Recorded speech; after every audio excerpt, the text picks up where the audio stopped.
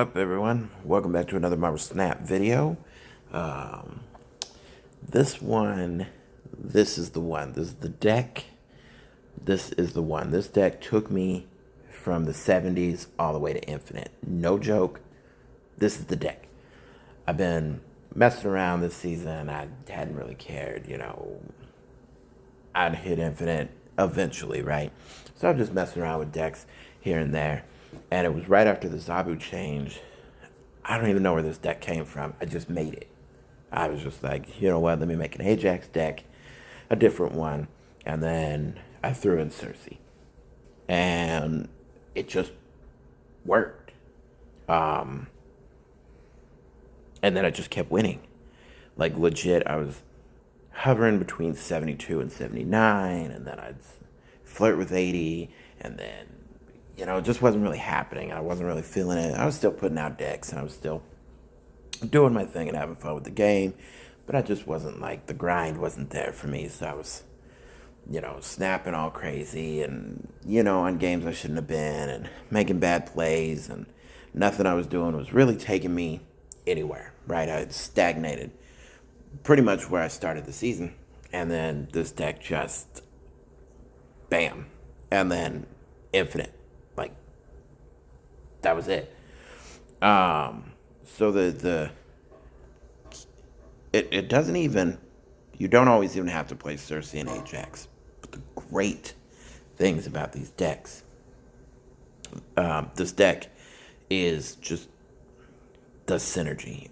The White Widow change was a lot in, now that I think about it, White Widow was the catalyst for this deck. So, White Widow plus Red Guardian, and then I thought Red Guardian and Armor, I hadn't played Armor in a while, those would go real well with the White Widow change, and her staying on the board, or the Widow's bite staying on the board. Perfect. As long as you can, either protect it with armor or nullify its ability with Red Guardian. And that happens so much, it's ridiculous. I had in Silver Sable for a while in the Iceman slots, and Sable's okay, but I've never thought it was really a card. I was like, oh, I've got to get this card. It's going to pop off. And then Silver Sable just has not done it for me. Yes, there are games where she gets 1-5, 1-7 in a bounce deck, 1-9, especially with Toxin. I'm going to be really loving Silver Sable. I'm coming a few weeks. But in this deck, Silver Sable just was not cutting it. Yes, she added the extra affliction, but it wasn't really necessary. I had a version going where I had in Invisible Woman so that I could hazmat behind the Invisible Woman, and I just felt that it wasn't working either. By turn 5, you really know where your game plan's going in this deck. You've done enough disruption. You've played the U.S. agent in a lane pretty much by itself. You've got Negasonic sitting somewhere, usually with the U.S. agent. Then in the other lanes, you're going to want to play your Scorpion, your White Widow, your Armor, your Red Guardian, something like that, along with the Hood and the Iceman. You're going to want to do 3 cards, 3 throwaway cards. Usually it's Hood and Iceman and then something else, or it's White Widow and Red Guardian and Hood, maybe. Something like that. You do your Cassandra Nova over with the U.S. agent and the Negasonic. Those can go in lanes together. And basically you're setting up 2 lanes, sometimes 3, depending on how, board space is flowing, if they're throwing junk, if the locations are throwing stuff at you, what have you. And the Hood lane, the Hood, the White Widow, the Red Guardian lane, that's what you're going to want to Cersei. And there's been very, very few games where something bad comes up, like a Carnage or something like that. You're usually really solid.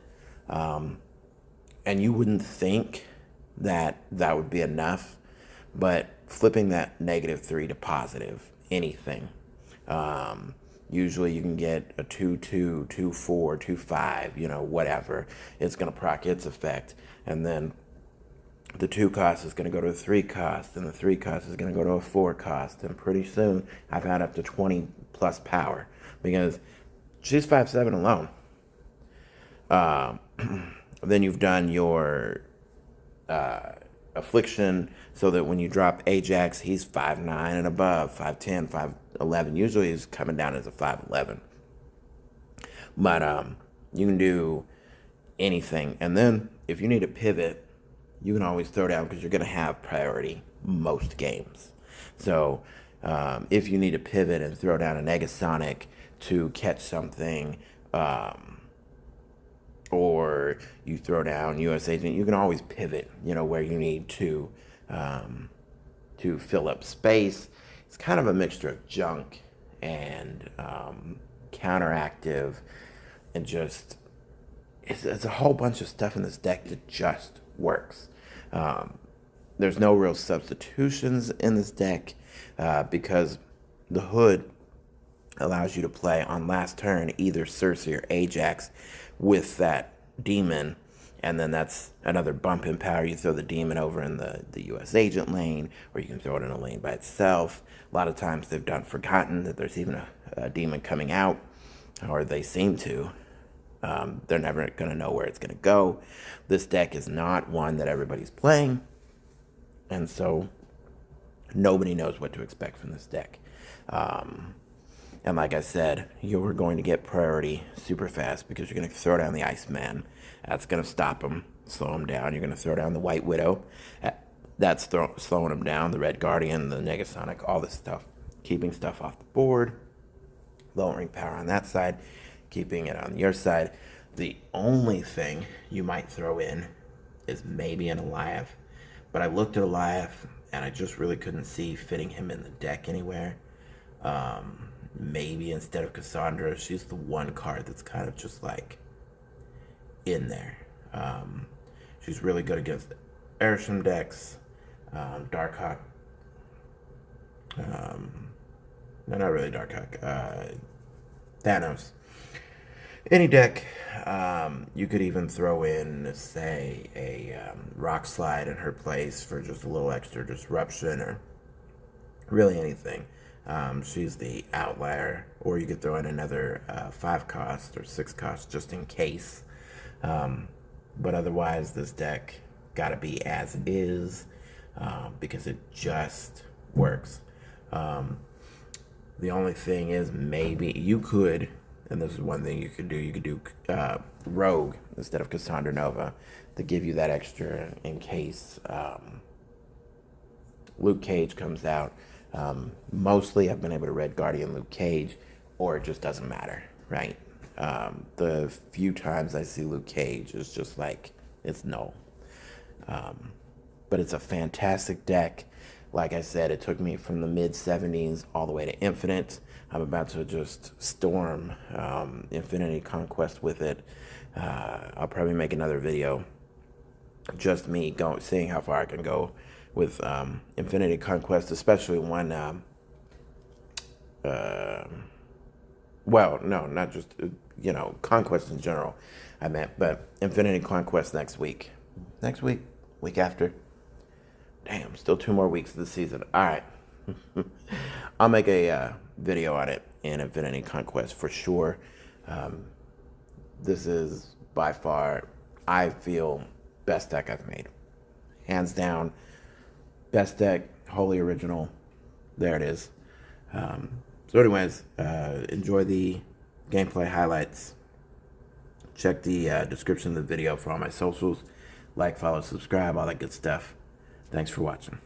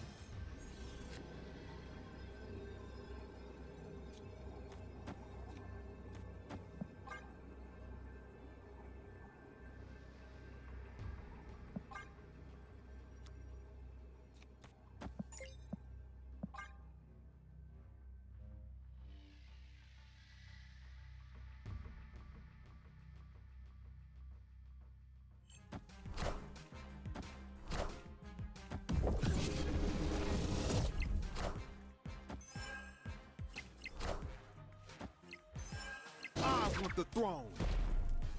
I definitely need to change my underwear.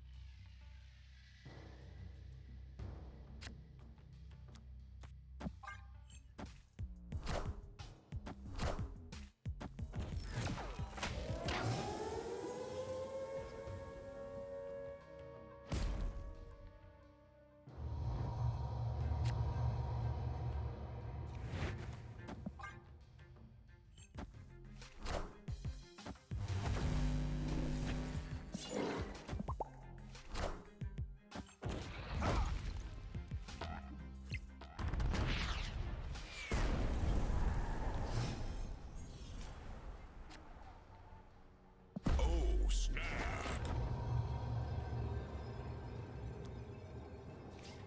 Opponent snapped.